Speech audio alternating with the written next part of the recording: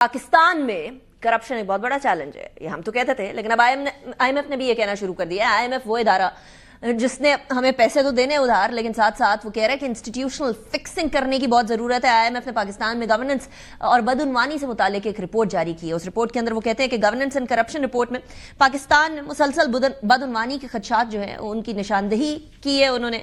IMF कहते हैं कि जी इन 15 नुकात जो 15 नुकात उन्होंने दिए है, इस्लाहाती एजेंडा फौरी शुरू करने का मुतालबा किया है।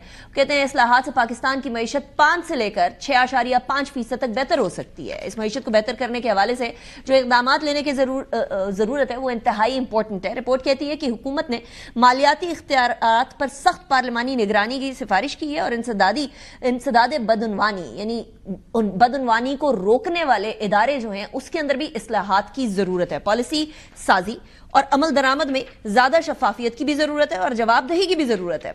गवर्नेंस में जो बेहतरी लानी है उससे नुमाया माशी फायदे हासिल हो सकते हैं, ये कहती है जी आईएमएफ की रिपोर्ट। आईएमएफ की रिपोर्ट ये भी कहती है कि टैक्स सिस्टम पेचीदा है, कमजोर इंतजाम है और निगरानी जो है बदउनवानी का बायस बनती है, जबकि अदालती निजाम की पेचीदगी और ताखीर माशी सरगर्मियों को मुतासिर भी करती है। जनवरी 2023 से दिसंबर 2024 में नैब की तरफ से 3.5 ट्रिलियन रुपए की रिकवरी पाकिस्तान की मईशत को पहुंचने वाले नुकसान का कम हिस्सा है।